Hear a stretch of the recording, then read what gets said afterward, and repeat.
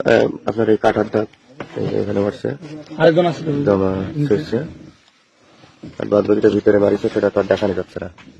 পরে পায়ে ব্যথা পাইছে, হাতে জোর করে তো দাওয়াত নেই নাই। না না, সেটা তো বুঝতে পারছি। ইন্না লিল্লাহ ইন্না লিল্লাহ। তাহিরি সাহেব কোন রকমে জীবনটা নিয়ে পলায়ন করেন ব্রাহ্মণবাড়িয়া শহর থেকে। তোমরা তো দাওয়াত নেই নাই। তোমরা দাওয়াত দিছো, সম্মান না করতে আলো কেন? হাতটা যেভাবে গাড়িতে চাপ দিছে, হাতটা তো ভেঙে গেছিল। হ্যাঁ, আমার হাতে ডান এই যে দরজার ভিতরে ডান হাতে ব্যথা পাইছি, ডান পায়ে ব্যথা পাইছি।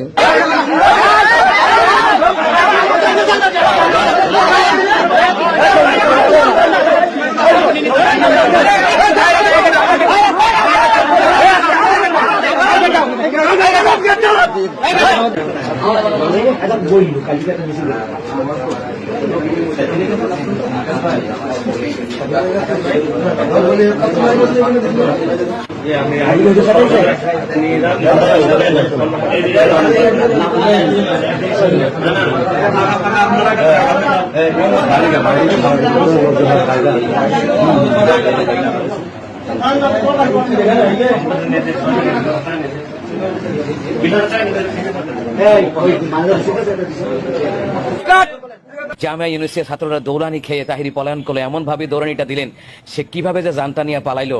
আজকে রাইতে হয়তো তার বাড়িতে অনেক মিলাদ হবে, যে জানটা নিয়ে আসে বাড়িতে এসেছে এবং কয়দিন পরে নাম দিবে গাজী মুফতি গিয়াসউদ্দিন তাহিরি। ঢাকা থেকে আসার পরে মানে ভাতও খাওয়াই নাই। ঠিক আছে, আমি দুপুরে না খেয়ে বেরিয়েছি, দুপুরে দেরি হয়ে যাবে বলে ওয়ার্ডার রক্ষার্থে দুপুরে না খেয়ে বেরিয়েছি। যে এম এস হাসিবুর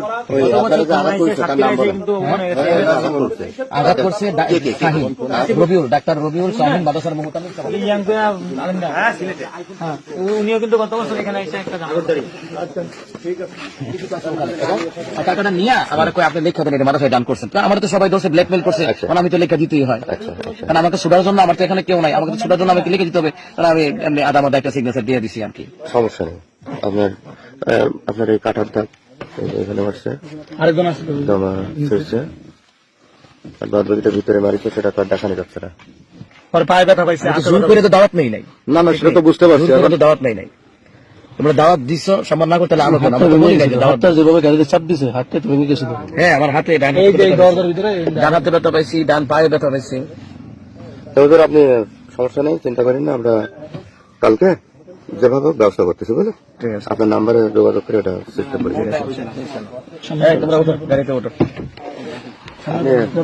যদি আমার থাকতেন বিরাট খুশি হতাম। ভাই আমি খুলনা জায়গা, অনেক দূরে যাইতে হবে না। কালকে কোথায় মাহফিল? কালকে ইয়াতে আপনার ইন্না লিল্লাহ ইন্না লিল্লাহ। তাহিরি সাহেব কোন রকমে জীবনটা নিয়ে পলায়ন করেন ব্রাহ্মণবাড়িয়া শহর থেকে। তিনি গিয়েছেন ব্রাহ্মণবাড়িয়া শহরে ভণ্ডামি করার জন্য। ইতিমধ্যে জামিয়া ইউনিভার্সিটির মাদ্রাসার ছাত্ররা এমন ভাবে দৌড়ানি দিল, যে দৌড়ানি খেয়ে জানটা নিয়ে কোনো মতে পলায়ন করলো।